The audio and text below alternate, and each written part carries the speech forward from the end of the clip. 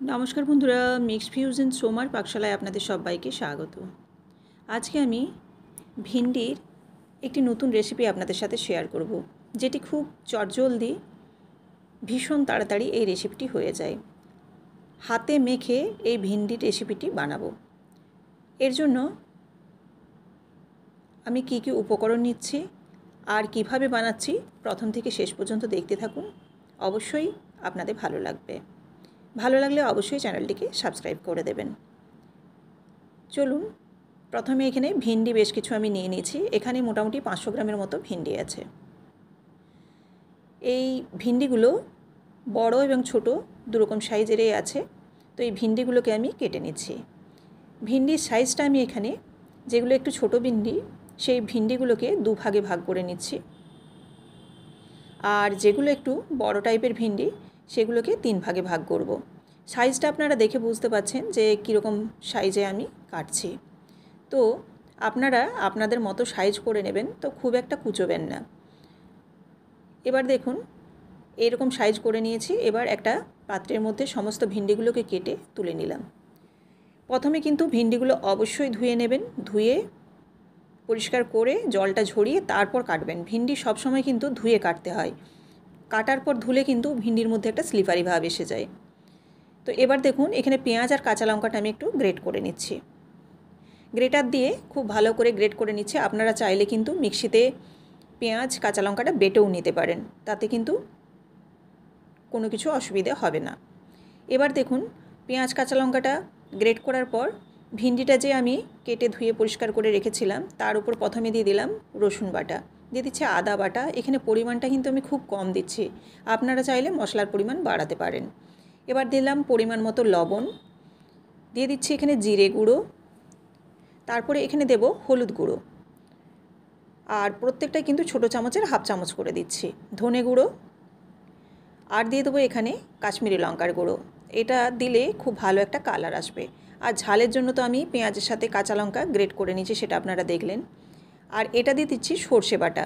সর্ষেটা আমি একটু ছেঁকে নিয়েছি, আপনারা চাইলে নাও ছাঁকতে পারেন। তো সর্ষেটা ছেঁকে দিলে কিন্তু বেশ ভালো হয়। আর দিয়ে দিলাম এখানে কাঁচা সর্ষের তেল। কাঁচা সর্ষের তেলের পরিমাণটাও আমি কম দিয়েছি, এখানে 1 চামচের মতো দিয়েছি বড় চামচের। আপনারা চাইলে এই পরিমাণটাও আর একটু বাড়াতে পারেন যদি একটু রিচ রান্নাটা খেতে চান। এবার এখানে দিয়ে দিলাম কুচনো পেঁয়াজ আর কাঁচা লঙ্কাটা। খুব সামান্য চিনিও কিন্তু আমি ব্যবহার করেছি। এবার খুব ভালোভাবে সমস্ত কিছু মাখিয়ে নিতে হবে। মাখিয়ে কিন্তু বেশিক্ষণ রাখবো না, কারণ ভিন্ডি থেকে জল বেরিয়ে গেলে তাতে কিন্তু একটা স্লিপারি ভাব চলে আসবে। সেজন্য কিন্তু মাখানোর পরেই রান্নাটা স্টার্ট করে দেব। আর এই মাখানোটা কিন্তু খুব ভালোভাবে করতে হবে, যাতে ভিন্ডির গায়ে বেশ ভালোভাবে মশলাটা লেগে যায়। এবার দেখুন, এদিকে আমি কড়াই চাপিয়ে দিয়েছি। কড়াই কিন্তু আর কোনো রকম আমি তেল ব্যবহার করছি না। এবার এই ভিন্ডিটাকে কড়াইয়ের মধ্যে নাড়াচাড়া করব। নাড়াচাড়া করে ঢাকা দিয়ে দেব। ঢাকা দেওয়ার পর দেখুন, যেহেতু লবণ এবং পেঁয়াজটা ছিল সেজন্য কিন্তু জল বেরিয়েছে। তার সঙ্গে সর্ষেও ছিল, সর্ষেটারও জল বেরিয়েছে, কারণ সর্ষেটা আমি ছেঁকে দিয়েছিলাম। এবার এরকমভাবে আমি 5 মিনিট লো ফ্লেমে ঢেকে রেখেছি, আর তাতে ভিন্ডিটা কিন্তু এখানে অর্ধেকটা সেদ্ধ হয়ে গেছে। এবার এইভাবে 2-3 বার আমি লো ফ্লেমে ঢাকা দিয়ে দিয়ে ভিন্ডিটাকে সেদ্ধ করে নেব। খেয়াল রাখবেন ভিন্ডিটা যেন বেশি সেদ্ধ না হয়ে যায়। ভিন্ডিটা বেশি সেদ্ধ হয়ে গেলে কিন্তু ঘেঁটে যাবে, তাতে দেখতেও যেমন ভালো লাগবে না, খেতেও খুব একটা ভালো লাগবে না। আর এই রান্নাটা কিন্তু এইভাবে যদি রান্না করেন ভীষণ ভালো একটা টেস্ট হয়। রান্নার পর মাংসের মতো একটা গন্ধ বেরোয়। তো এবারে নামাবার আগে আমি একটু কাঁচা সর্ষের তেল দিয়ে দিলাম।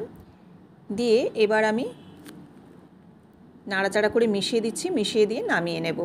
তো আপনারাও এরকমভাবে ভিন্ডির এই চটজলদি 10 মিনিটের যে রেসিপি, এটা বানিয়ে দেখতে পারেন। ভীষণ ভালো খেতে হয়, রুটি ভাত সব কিছুর সাথেই কিন্তু খাওয়া যায়।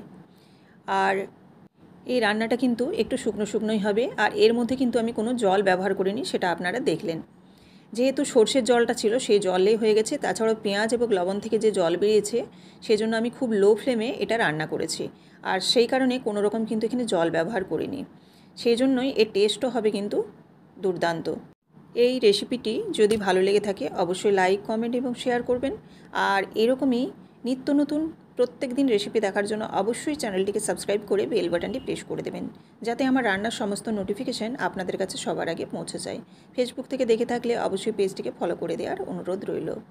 আবারও আপনাদের সাথে দেখা হচ্ছে আগামীকাল নতুন কোনো একটি রেসিপির সাথে। সবাই ভালো থাকবেন। ধন্যবাদ।